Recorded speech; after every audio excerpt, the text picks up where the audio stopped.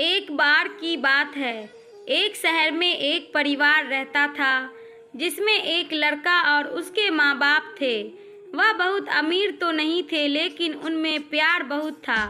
कुछ दिनों के बाद उस लड़के की शादी हो गई। उसकी शादी शालिनी नाम की लड़की से हुई। वह बहुत लालची थी।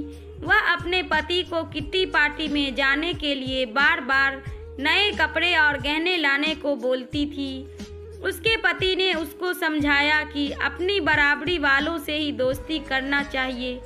अगर तुम महीने में 10 बार किट्टी पार्टी में जाओगी तो तुमको हर बार नए कपड़े लाकर कौन देगा।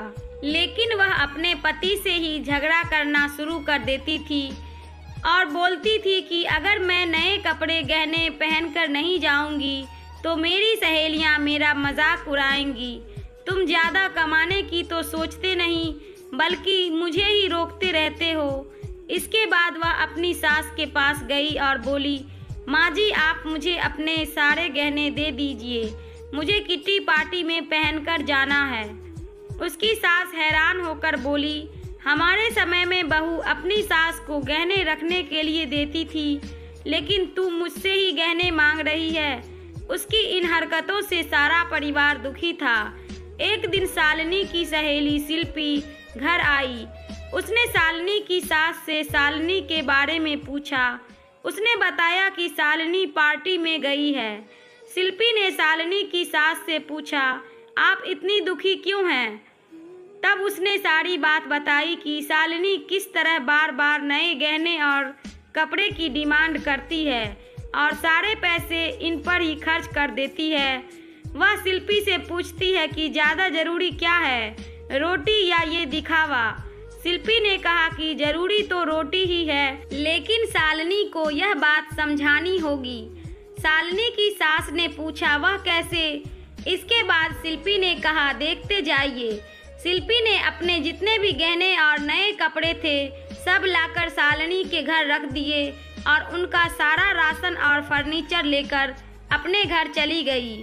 जब शालिनी घर आई तो अपने अलमारी में नए गहने और कपड़े देखकर बहुत खुश हुई।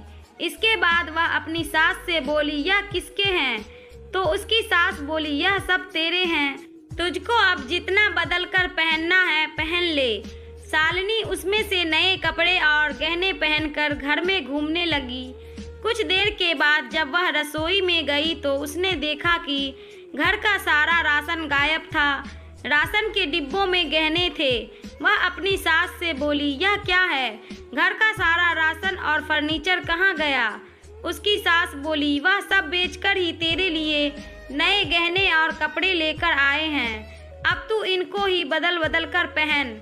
शालिनी बोली, लेकिन गहनों से पेट थोड़ी भरेगा, खाना तो खाना ही पड़ेगा। तभी शालिनी की सहेली शिल्पी भी आ गई। उसने कहा, जब पहले तुम्हारी सास ने तुमको समझाया तब तुम नहीं मानी, इसीलिए हमने यह सब किया। अगर तुमको लगता है कि तुम्हारा पति पर्याप्त नहीं कमाता तो तुम खुद नौकरी क्यों नहीं करती? तुमको इन फालतुओं के दिखावे से बचकर अपने घर पर ध्यान देना चाहिए। अब शालिनी को अपनी गलती का एहसास हो चुका था। इस कहानी से हमें ये शिक्षा मिलती है कि हमें फिजूल खर्ची से बचकर जरूरी चीज़ों पर ध्यान देना चाहिए।